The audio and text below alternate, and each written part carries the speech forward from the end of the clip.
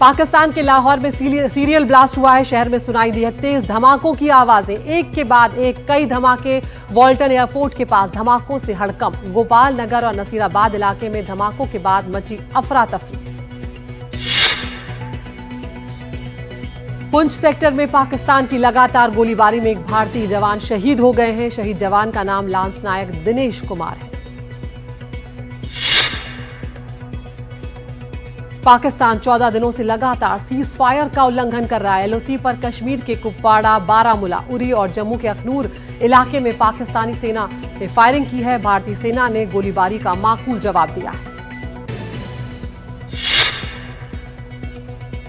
भारत के air strike के बाद पूरी एलओसी पर हाई अलर्ट कर दिया गया। किसी भी हालात से निपटने की तैयारियां की जा रही हैं। जमीन से लेकर आसमान तक निगरानी की जा रही है।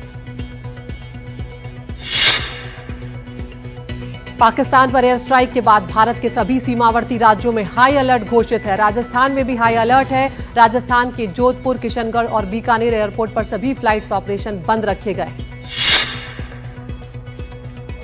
ऑपरेशन सिंदूर को लेकर सरकार का बड़ा फैसला। 10 मई तक बंद रहेंगे 21 एयरपोर्ट। नॉर्थ और नॉर्थ वेस्ट के 21 एयरपोर्ट बंद।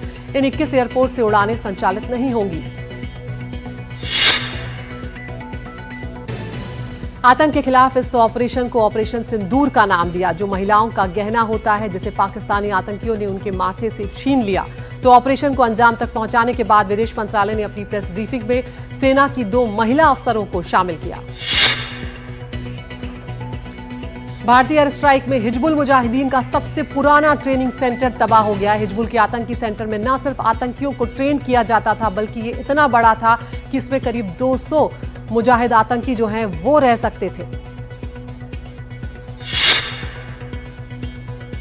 ऑपरेशन सिंदूर के तहत भारतीय वायुसेना द्वारा पाकिस्तान और पीओके में आतंकी ठिकानों पर की गई सटीक स्ट्राइक के बाद पाकिस्तान में बौखलाहट है। पाकिस्तान के प्रधानमंत्री शहबाज शरीफ ने राष्ट्र को संबोधित करते हुए कहा कि भारत ने हमला ही नहीं किया, हमारा मजाक भी उड़ाया। बताया जा रहा है कि भारत की इस कार्रवाई के बाद आतंकी मसूद अजहर फूट फूट कर रो रहा था। खबरों के मुताबिक एयर स्ट्राइक में मसूद अजहर के परिवार के 10 लोग मारे गए हैं। उसकी बड़ी बहन बहनोई की मौत हो गई है। उसके एक भतीजे और उसकी पत्नी की भी जान चली गई है। भारतीय सेना ने 3 बड़े आतंकी संगठनों के हेडक्वार्टर को मिट्टी में मिलाया। उसमें लश्कर-ए-तैयबा, जैश-ए-मोहम्मद और हिजबुल मुजाहिदीन के मुख्यालय को तबाह किया गया है। 70 आतंकियों के मारे जाने की खबर सामने आई। पाकिस्तान में भारत की एयर स्ट्राइक के बाद डोनाल्ड ट्रंप का बड़ा बयान सामने आया है। ट्रंप ने भारत और पाकिस्तान के बीच मध्यस्थता की पेशकश की है। ट्रंप ने कहा कि अगर मैं कुछ मदद कर सकता हूं तो मैं उसके लिए मौजूद रहूंगा। साथ ही ट्रंप ने कहा, मैं भारत और पाकिस्तान के साथ मिलकर काम करता हूं। मैं दोनों देशों को बहुत अच्छी तरह से जानता हूं और उन्हें इस समस्या का समाधान करते हुए देखना चाहता हूं। उम्मीद है कि वो अब रुक सकते हैं। एयर स्ट्राइक के बदले पाकिस्तान रक्षा मंत्री के सुर जो हैं अब वो बदल गए हैं। उन्होंने कहा है कि भारत ने नहीं उकसाया तो तनाव खत्म करने को वो तैयार है। ख्वाजा आसिफ ने पहले दी थी परमाणु हमले की धमकी।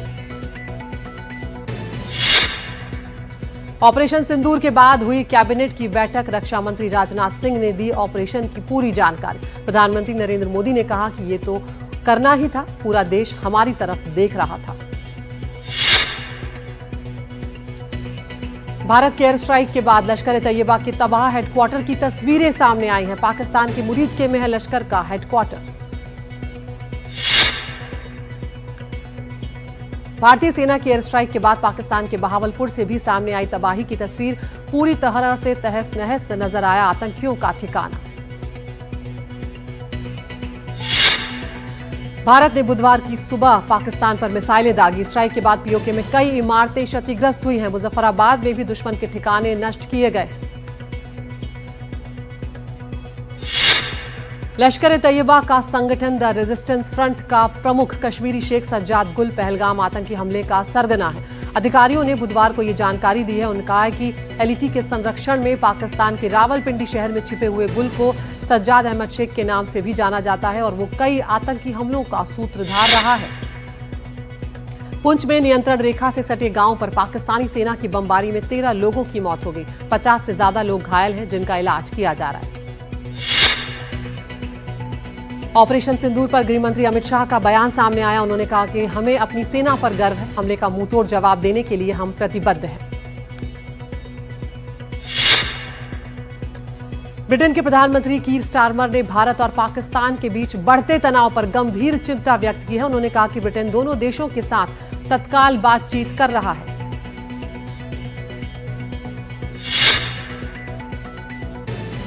चीन के विदेश मंत्रालय के प्रवक्ता ने एक बयान में कहा कि चीन सभी प्रकार के आतंकवाद का विरोध करता है। हम भारत और पाकिस्तान दोनों से शांति और स्थिरता को प्राथमिकता देने की अपील करते हैं। भारत और पाकिस्तान तनाव के बीच एहतियात के तौर पर राजौरी के अस्पताल की छतों पर रेड क्रॉस का प्रतीक चिन्ह बनाया गया है। बता दें कि दोनों देशों के बीच तनाव बना हुआ है। ऑपरेशन सिंदूर के तहत कार्रवाई के बाद देश की आर्थिक राजधानी मुंबई के प्रसिद्ध मंदिर सिद्धि विनायक मंदिर में पूजा अर्चना की जा रही है। भारतीय सेना को शक्ति प्रदान करने के लिए प्रार्थना की जा रही है।